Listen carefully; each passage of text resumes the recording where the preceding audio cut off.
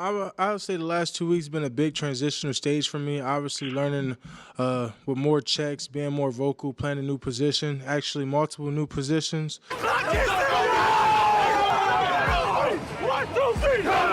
All right, Cowboys Collective.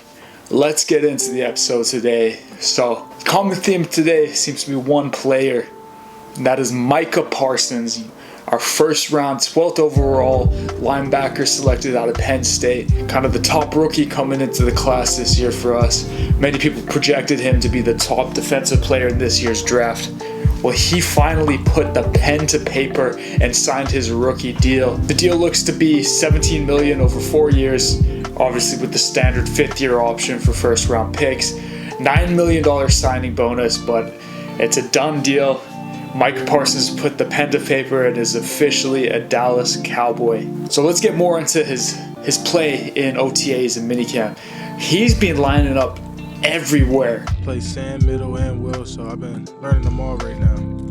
He's been lining up inside, outside. They got him pass rushing. We've heard some big things coming out of there. DeMarcus Lawrence is kind of taking him under his wing and teaching him some pass rushing technique. You know, DeMarcus Lawrence was kind of surprised to find out that Micah Parsons actually played on the D-line in high school. D-Law came up to me, he was like, "You pass rush like that, Rook?" I was like, "Yeah, I used to be a defensive end." He's like, "All right, tap in with me." This is the big story. It's the group of linebackers, right? Michael Parsons and Keanu Neal seem to be taking all the first-team reps at linebacker, and it's been blowing up on Instagram. We all hear the chat, you know, writings on the wall for Jalen Smith, Leighton Vander Esch. You know, these guys are done. You know, we knew it was coming. Well, let's just settle down here. We're just in mini camp. You know, I don't think it's anything yet. Yes, we know there was trade rumors around the draft for them trying to get rid of Jalen Smith.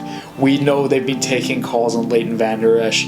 It's not necessarily the Dallas Cowboys initiating these calls, but teams have inquired about Leighton Vander Esch's availability. Do I think they're going to trade or move on from any of these guys? No. I think, as the way it stands, Jalen Smith's value is too low. I don't think they're going to get anything for him. Let him play it out. The same thing with Leighton Vander Esch. I think they have to let Leighton Vander Esch play out the season, right? Yes, we have a guy in Jabril Cox who's arguably the best cover linebacker coming out of this year's draft.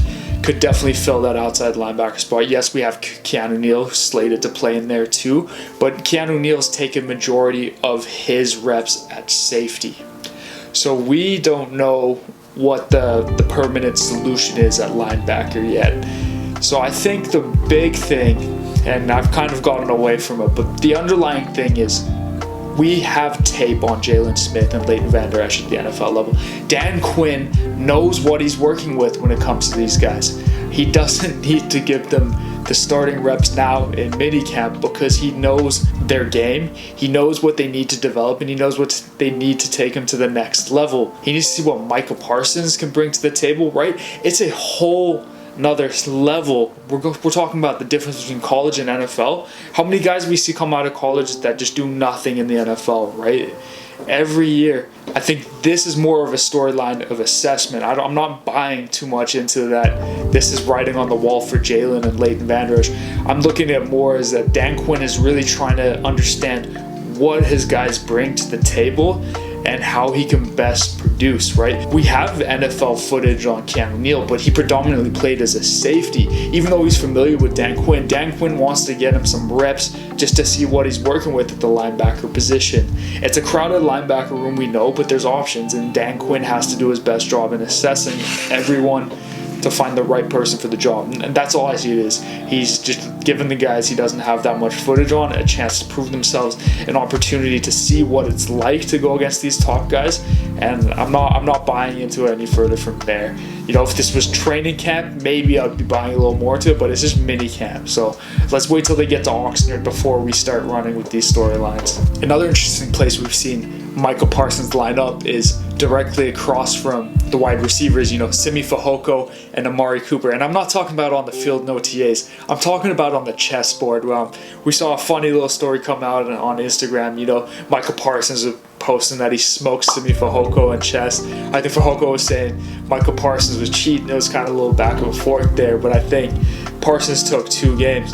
And he got a little confident and challenged, you know, Coop. And we all know Coop is a chess player. So Amari Cooper kind of came along and put Parsons in his place when it comes to chess. So yeah, we know Coop is still the reigning champ when it comes to chess in this Cowboys locker room. We was actually just playing. We was interrupted to come do the meeting, come do the interview. It's been really hectic. He does have a lead right now, so I won't lie to the media and say I beat him or anything. He does have a nice lead, but he won't play me on chess.com. He will only play me in person. So another player I want to talk about today, Anthony Brown. Only played 10 games last season. Obviously was dealing with the cracked ribs, right? Fractured them just a week before he played the Falcons. It was on the last play of practice. Went up to make a play on the ball, came down and just crunched his ribs, cracked him, went and got right, and then came back in game and cracked him again. And it was something that hampered him throughout the season. He was obviously playing through a lot of discomfort. I kind of slightly punctured my lung the first time, but that time it was hard to breathe. The second time it wasn't as hard to breathe, but it was still painful. But the big thing about Anthony Brown this year is, he is our veteran corner.